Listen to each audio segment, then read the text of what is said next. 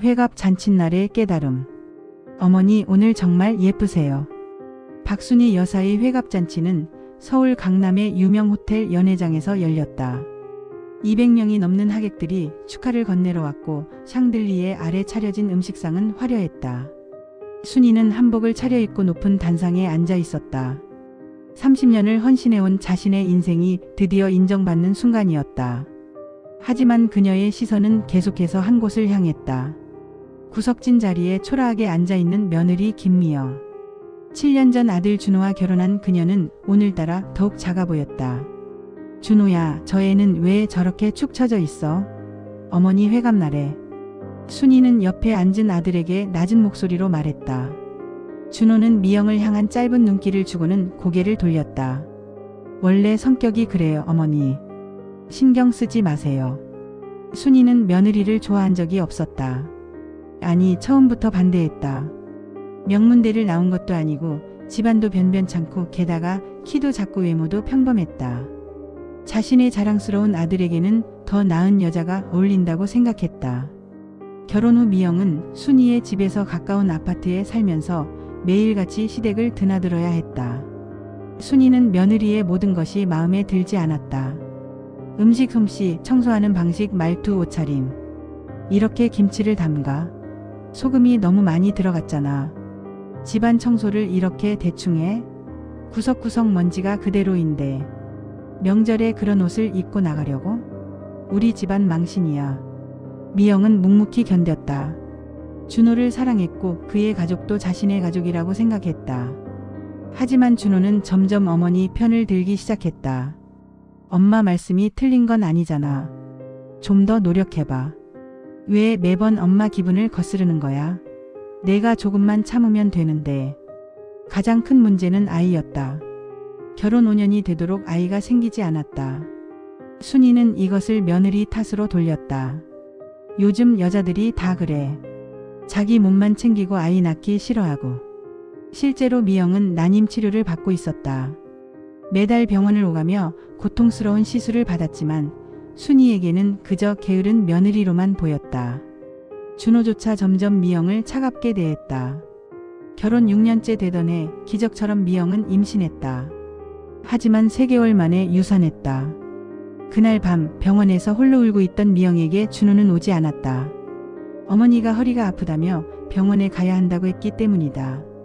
순이는 며느리의 유산 소식을 듣고도 원래 그렇게 몸을 안 가꾸니까 그렇지라고 말했다.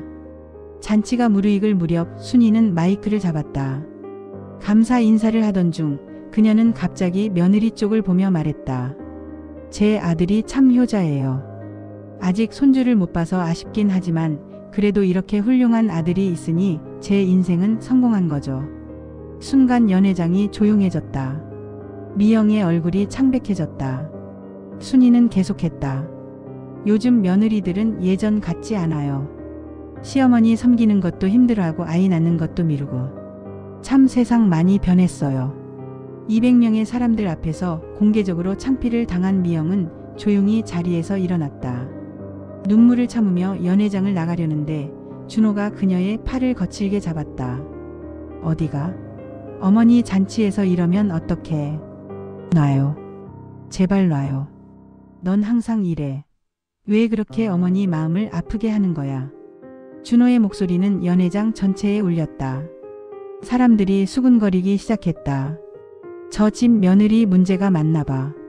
7년이나 됐는데 아이가 없다며? 시어머니가 얼마나 속상하시겠어.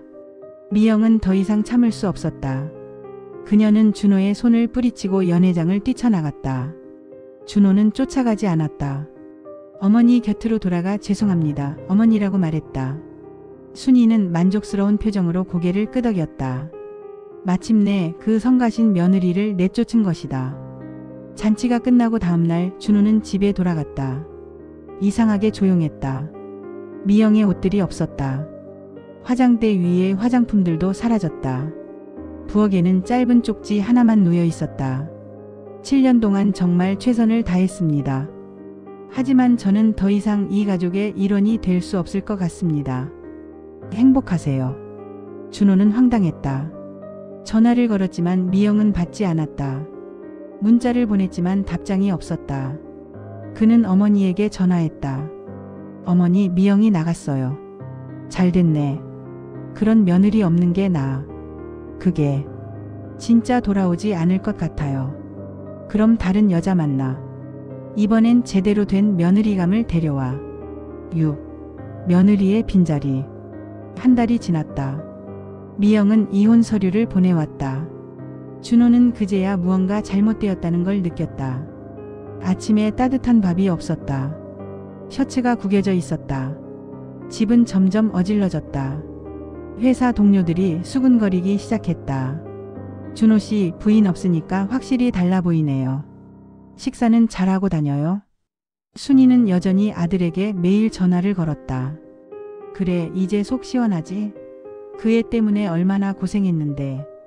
하지만 준호는 대답하지 못했다. 뭔가 공허했다. 7년 동안 당연하게 여겼던 모든 것들이 사실은 미영의 노력이었다는 걸 깨달았다. 2달째 되던 어느 날 준호는 우연히 미영의 일기장을 발견했다. 서랍 깊숙이 숨겨져 있던 그것을 펼쳤다. 2019년 3월 15일. 오늘도 시어머니께 혼났다. 김치가 짜다고.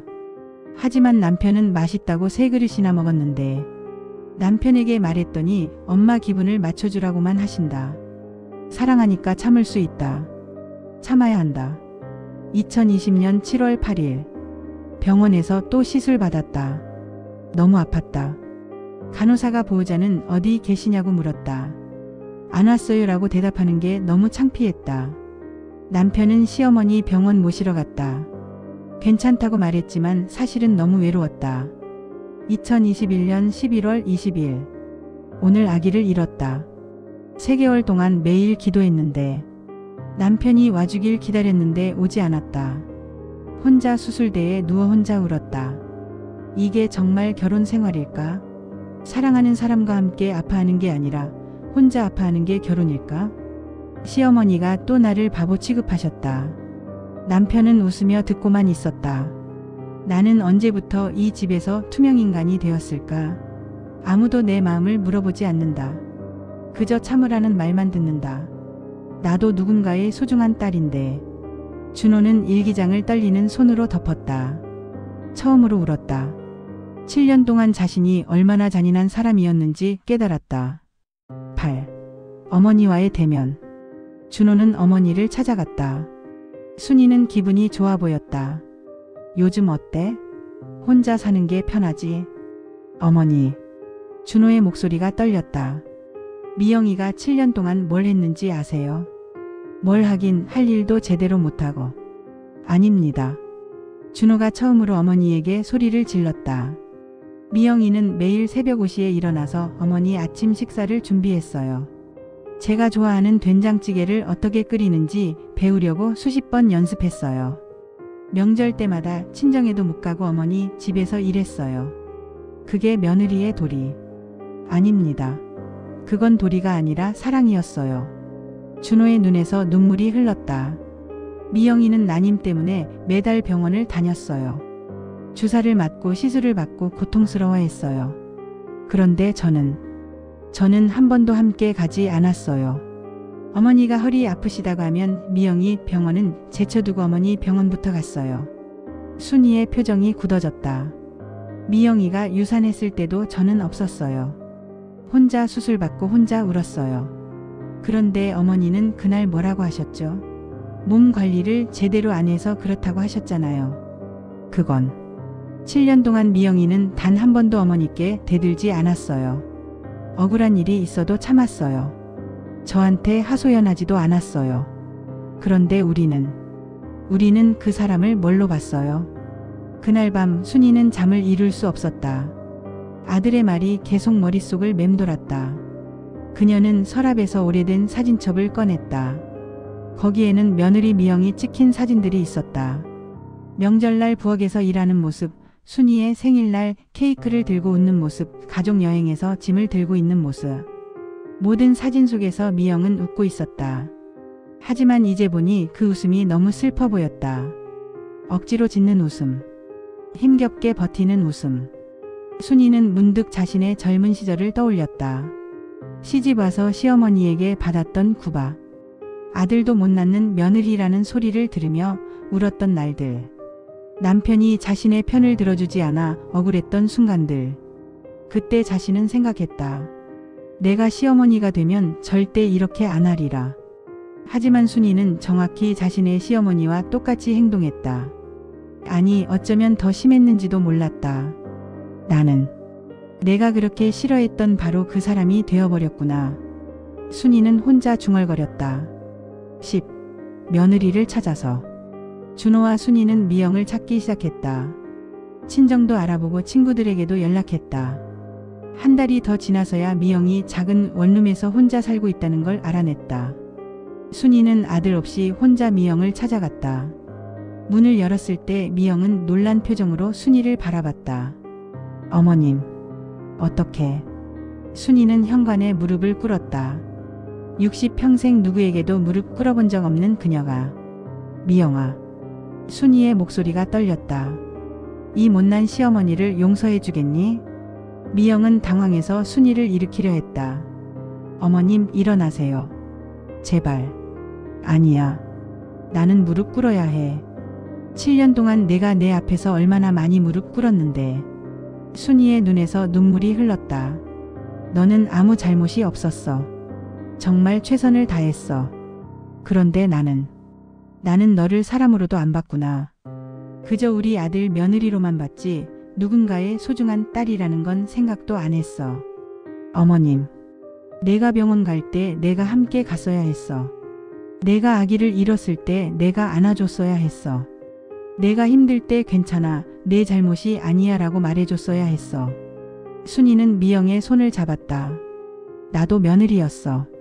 시집살이가 얼마나 힘든지 너무 잘 알아. 그런데 나는 왜 너한테 똑같은 고통을 줬을까? 내가 받은 상처를 왜 너한테 그대로 물려줬을까? 어머님, 그만하세요. 미영도 울기 시작했다.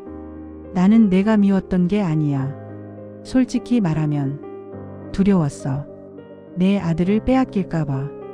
내가 필요 없어질까봐. 30년 동안 아들을 키우느라 내 인생을 다 바쳤는데 갑자기 다른 여자가 나타나서 내 아들의 1순위가 되는 게 무서웠어. 순이는 떨리는 목소리로 계속했다. 그래서 너를 못살게 굴었어. 너를 나쁜 며느리로 만들어서 아들이 항상 나를 선택하게 만들었어. 그게 얼마나 이기적이고 잔인한 짓인지도 모르고. 미영아, 나는 내가 돌아오길 바라지 않아. 순이의 말에 미영은 눈을 들었다. 너는 새로운 인생을 살 자격이 있어. 너를 소중히 여기는 사람, 너의 아픔을 함께 나눠줄 사람을 만날 자격이 있어. 우리 같은 사람들은, 우리는 너의 소중한 시간을 빼앗았어. 어머님, 그래도 한 가지만 들어줄래? 그동안 내가 못한 말 한 번만 해도 될까? 순이는 미영의 손을 꼭 잡았다. 고마웠어. 7년 동안 우리 아들 잘 돌봐줘서. 내가 아플 때 병원 데려다줘서. 명절 때 음식 만들어줘서. 내가 인정하지 않았지만 너는 정말 훌륭한 며느리였어. 그리고 미안해. 내 임신을 축하해주지 못해서. 내가 아기를 잃었을 때 위로하지 못해서. 매일 너를 힘들게 해서. 너의 가치를 알아보지 못해서. 마지막으로 순이는 흐느끼기 시작했다. 사랑한다. 너는 내 딸이었어야 했는데 나는 너를 딸처럼 사랑하지 못했어. 너무 늦었지만 그래도 말하고 싶었어. 사랑해, 미영아. 두 여자는 작은 원룸에서 한참을 울었다. 7년간의 오해와 상처, 그리고 이제는 돌이킬 수 없는 시간들. 12. 각자의 길. 결국 이혼은 성립되었다. 미영은 준호와 순이를 용서했지만 다시 돌아가지는 않았다. 어떤 상처는 용서할 수 있어도 회복할 수는 없는 것이다. 1년 후 미영은 새로운 직장에서 일하며 조용히 살고 있었다. 순이는 가끔 미영에게 문자를 보냈다. 오늘 날씨가 춥다. 감기 조심해라. 김장 담갔는데 가져다 줄까? 내가 좋아하던 맛으로 담갔어. 건강검진 받았니? 여자는 정기검진이 중요해. 미영은 짧게 답장했다. 감사합니다, 어머님.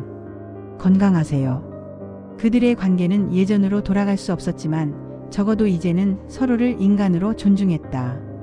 에필로그. 순이는 혼자 집에 앉아 예전 사진들을 보았다. 회갑 잔칫날의 사진. 그날 자신은 웃고 있었지만 그 웃음 뒤에 무엇이 있었는지 이제는 안다. 승리의 웃음이 아니라 상실의 시작이었다는 것을. 사람을 내쫓는 건 쉽지. 하지만 그 사람이 남긴 빈자리를 채우는 건 평생이 걸리는구나. 순이는 혼잣말을 했다. 창밖으로 눈이 내리기 시작했다. 하얀 눈이 모든 것을 덮었다. 하지만 순이의 마음속 후회는 덮이지 않았다. 아마 평생 덮이지 않을 것이다. 그날 회갑 잔치에서 며느리를 쫓아낸 그 순간 순이는 승리했다고 생각했다. 하지만 진짜로 잃은 것은 며느리가 아니었다. 자신의 인간성이었다. 구독과 좋아요 꼭 눌러주세요. 댓글도요. 영상 제작에 큰 힘이 됩니다.